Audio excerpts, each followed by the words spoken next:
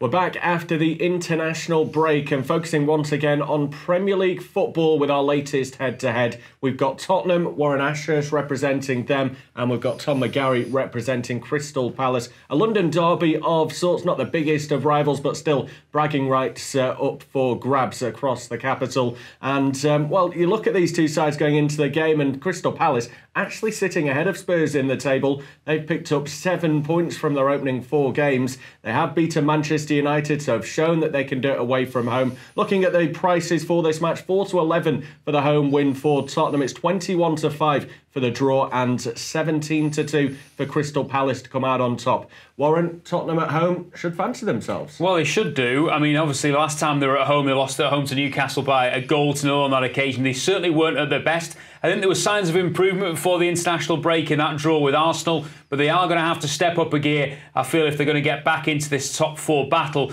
But I think they're capable of it, and I certainly think they're capable of beating Palace on home soil. They've won 6 of the last 7 meetings with the Eagles. They did the double over them last season as well, and they didn't concede a goal in either of those 2 league games, and that was what would make me confident that Spurs would be able to do the business on Saturday.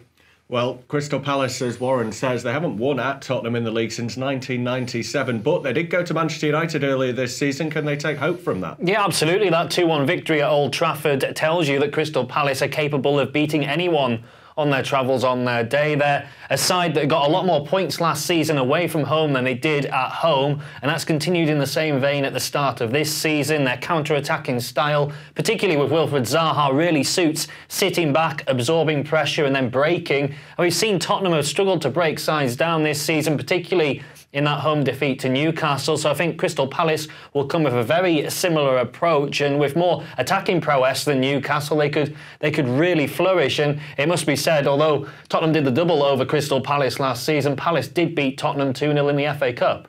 Yeah, both making good arguments there for this first round, but I am going to go towards the home team. I think you can't really look past Tottenham coming back after the international break, wanting to try and make up points on the rivals that they've already lost so far.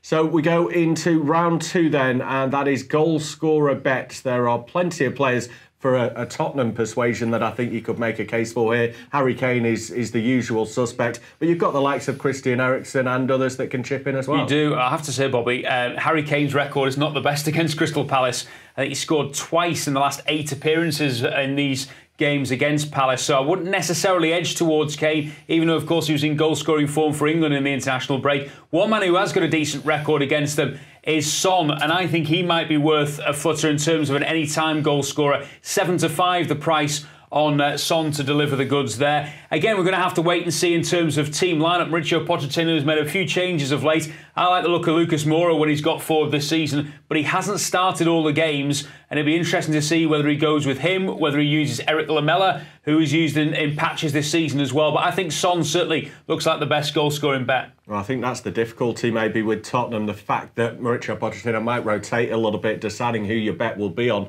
For Palace, we probably know what their 11 is, really. Roy Hodgson doesn't have a great deal of options. Yeah, and he's tended to go with Jordan Ayew up front over the start of this season, and Ayew's paid him back with a couple of goals in his last 2 appearances, one against Manchester United at Old Trafford and the winner against Aston Villa before the international break. So he's an interesting bet. He's 5-1 to score any time, which, you know, if Palace are going to score, which I think they will, he's probably the most likely candidate. The other obvious one is Wilfried Zaha. We haven't seen the best of him as of yet this season with the transfer speculation that's surrounded him, and there's been more debate about that over the past few days. But I do feel if he can get his head switched on for what is a big game, I'm sure he'll have a point to prove. Of course, he's known to want to join Arsenal, so he'll definitely want to get one over on Tottenham. So he's available at 9-2 at any time. I think they're the 2 obvious candidates for Crystal Palace.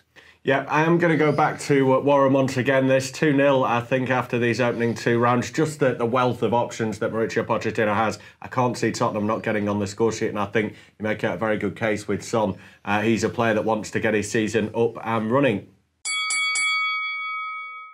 So we go into round 3 then, and that is best bets. Plenty of options available for this one. I think you've already mentioned that stat about struggling for goals, Crystal Palace against Tottenham. It's actually the last 6 meetings between these two sides when Tottenham have been at home. Palace have failed to hit the back of the net. So are we looking at maybe a win to nil or something? I am looking at that, Bobbie. I mean, before I mention the price for a win to nil, I have to say I think it's absolutely nailed on that there'll be under 2.5 goals in this game. You look at the last 8 matches between the sides, and there's never been more than 2 goals. And it's never been a case where both teams have scored in that run either. So I don't anticipate that it'll be a free scoring game by any means. I think Palace have defended well in recent weeks since Gary Cahill's come into the side. Tottenham will want to shore up at the back because they've not looked massively comfortable there over the last few games. But as I say, I'm going to go for a Spurs win to nil, which is 7-5, and I think that looks like good value. Tom, what are you thinking? Yeah, I tend to agree with the under 2.5 goals market. That seems an obvious one for me. Palace's defensive record so far this season has been fantastic.